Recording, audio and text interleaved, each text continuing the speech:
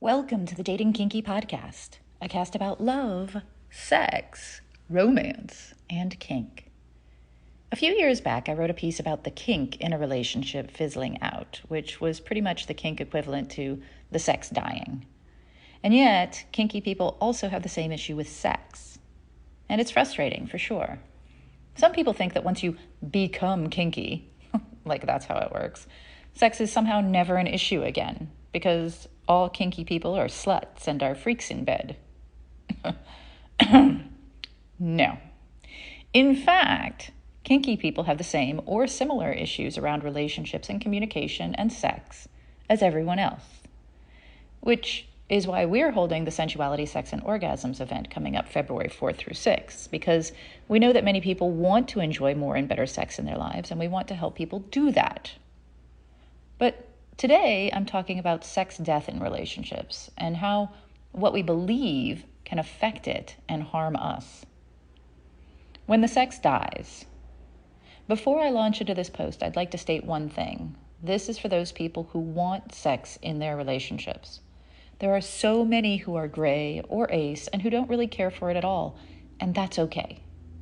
This is written to those who started strong and would like that back, but who find themselves, well, somewhere else. No judgment, just some thoughts and ideas. A few weeks ago, someone neck-wrote a writing I did back in 2019, When Men Don't Want Sex. And suddenly, in the course of a single date, 800 new loves and over 100 comments were added. So, of course, I figured it needed to be dragged out again, and just yesterday did a Throwback Thursday recording on the Dating Kinky podcast of the original writing. So if you'd like to connect with it, you can do so there. That writing also linked to another older writing from 2015, Women Don't Want Sex as Much as Men, in which I explained that in the past, many cultures have actually considered women's sexuality the more powerful force to be reckoned with, and that assuming that men always have the higher sex drive is a mistake. And that writing got a bit more play as well, thanks to that link, and some comments.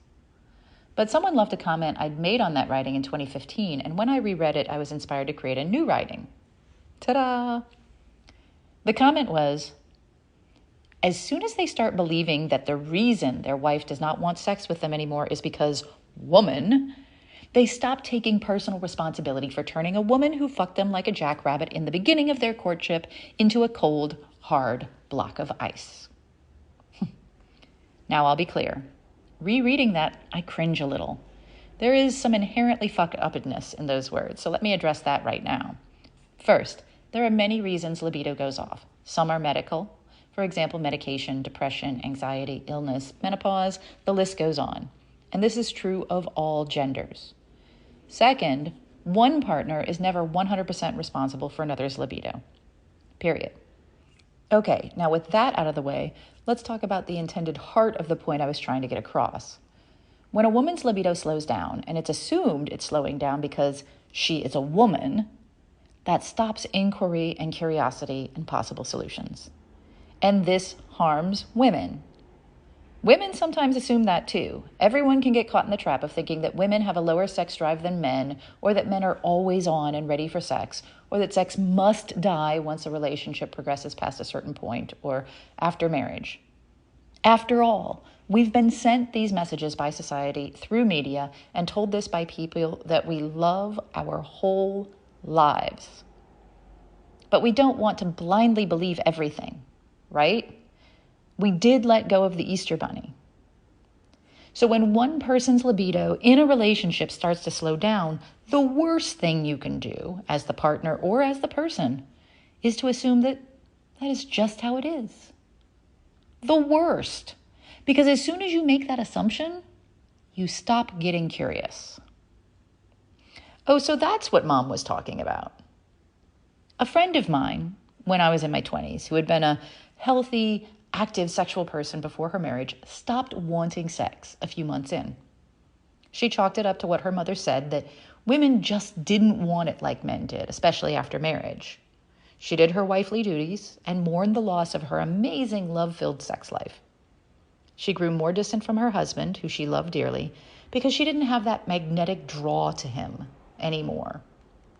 They got pregnant and things improved briefly, enough that they felt so happily optimistic. But after the baby, things deteriorated again, and they fought and were stressed, and their marriage began to crumble. So she went back on birth control because one child was enough while they were rocky like that.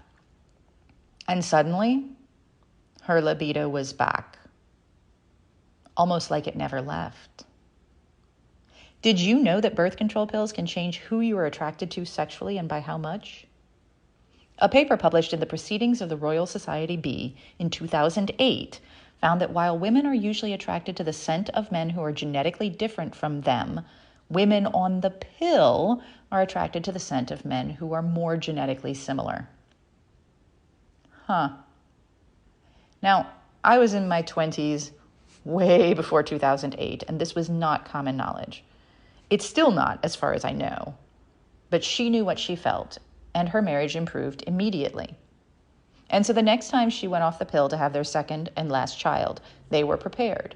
They talked with her doctor, who prescribed both foods and medication to help her through, and got her back on the pill as soon as her second baby was born. And the last time I spoke with her on Facebook, she was thrilled to be heading off for a sexy retreat with her hubby for one of their birthdays, now that they are empty nesters. Their sex life is strong, and they are deeply in love. Of course, that's just one example. A medical medication-related example at that. But it highlights one reason that sex could die that has nothing to do with gender, and that should definitely be explored because health matters.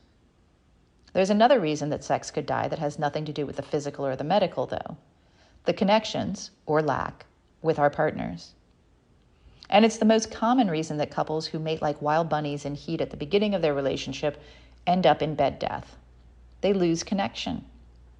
Sure, at the beginning of a relationship, there's a special boost of hormones and chemicals in our brains that help feed that libidinous need. NRE, or new relationship energy, is a thing. It's how nature bonds us with a potential mate. And that's not going to last forever, no matter how hard you try. Your bodies will get used to each other, and that uncontrollable desire will reduce. But by how much? Well, part of that is up to you, both. Because that part is based on how you treat each other. Do you still court each other? Do you still set time aside? Do you still date? Do you still pat each other's butts as you pass in the hall? Do you still compliment each other? Do you still look in each other's eyes? Do you still listen to each other and care?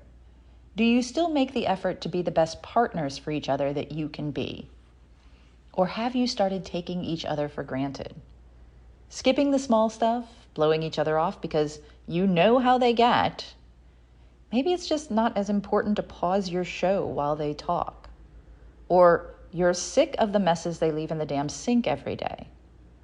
Perhaps it's that you've heard them rant about the office Karen 8,752 more times than you care to, and you wish they would just do something about the situation. Whatever the reasons, this is a cycle. Not a vicious cycle. That actually implies far more passion than this cycle has. It's a cycle of lethargy. Sex slows, not dies, because the NRE wears off, and annoyances and resentments build, which then reduces attraction and desire for sex, which then builds more ick feelings, and so on, until all you're left with is bed death or sexual critical care or end of life, with a growing list of bullshit complaints that wouldn't matter at all if you were just really feeling connected and sexual and in love. Someone asked me the other day how important sex is in a relationship. I replied that it's 80-20. Sex is 80% of the relationship when it's bad, 20% when it's good. So even when it's going really well for me, sex is a pretty damned important and large part of my relationship satisfaction. Numbers will probably be different for everyone, although I know a lot of people relate when I share that. But when the sex begins to die, in my experience, that death begins to color everything else. Because then I feel less desired, less loved, less valued. My own ability to let things slide, well, slides. Smaller things annoy me faster. I get cranky. I get critical. Stressed. I have feelings of unease and ennui. In short, libido issues can affect everything, especially when there's no obvious reason, and the other person doesn't seem to care. Now, I imagine that if my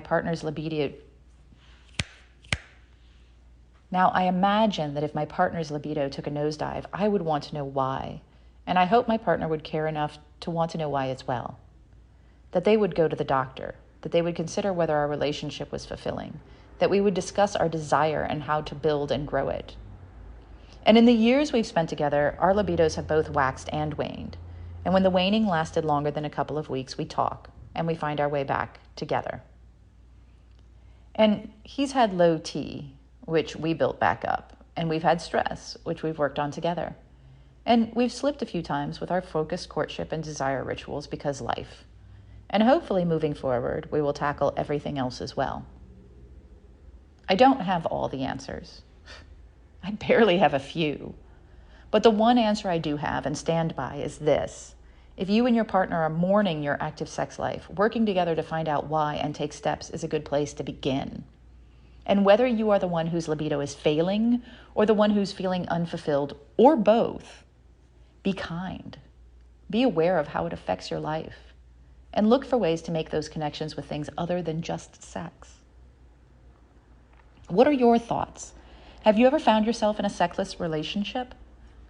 How did it make you feel? Were you the one who lost libido or the one who wanted more than you were getting or both? Have you ever worked with a partner to come back from such a place together? What happened? How did that work out?